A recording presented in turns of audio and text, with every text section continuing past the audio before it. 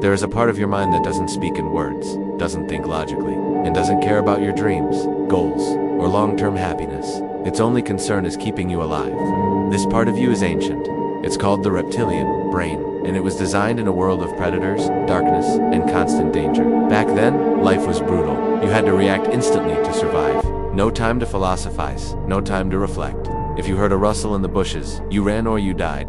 That's the kind of world that shaped this part of the brain. Fast forward to today, you're not in a jungle, you're not being hunted.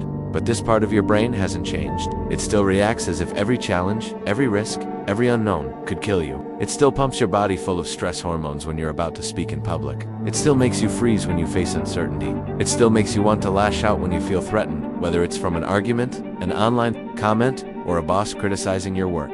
It works instantly and unconsciously. That's the most important part to understand. You don't think it through. Your body reacts before your rational mind even has a chance. The reptilian brain is like a silent program running in the background, shaping your responses, decisions, and habits every single day without you even knowing. So when you avoid taking a risk, when you procrastinate, when you stay in a comfort zone even though you know it's not making you happy, that's not weakness. That's your reptilian brain doing its job. It doesn't care if you're thriving. It cares that you're safe.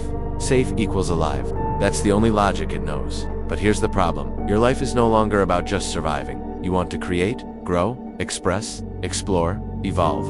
And that requires discomfort, risk, and uncertainty, all things your reptilian brain hates. So the very thing designed to protect you is now the biggest obstacle to your transformation. And this is where it gets even more interesting, because the same primitive fear that once saved your ancestors is now being used against you. Society, media, advertising, politics, they all exploit your reptilian brain. Why? Because when you're afraid, you become easier to control. You follow the rules. You buy the product. You submit to authority. You stop asking questions. Fear makes people obedient, and that's very profitable. Think about it. Ads are constantly triggering fear of not being good enough, not being attractive, not being successful, not being accepted. Politicians use fear to justify power and surveillance. Religions use fear of punishment to keep people in line. All of it works by hijacking that ancient part of your mind that was only ever trying to keep you safe. So what can you do? You don't get rid of the reptilian brain. You can't. It's a fundamental part of you, but you can master it. And mastering it starts with awareness.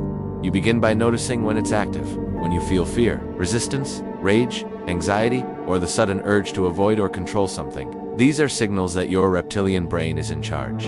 You pause, you breathe, you give your conscious mind a chance to step in. That space between stimulus and response, that pause is where your power begins. Over time, you train it. You build new responses.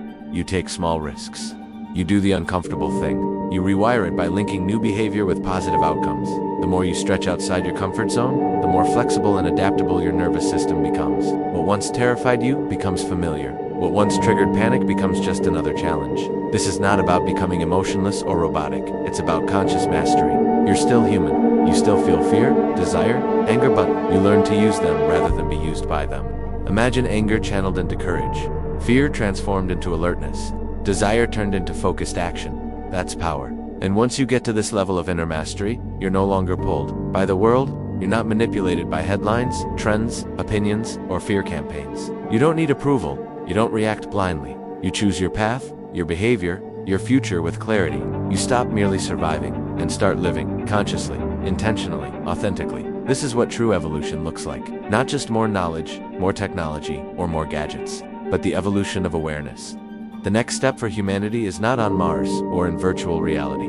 It's inside you. It's in mastering the ancient forces that still control so many of us without our awareness. Once you reclaim your mind from those forces, no one can take it from you again. That is freedom. And it begins with one question. Am I reacting from fear or responding with awareness? Keep asking that. That's how you rise.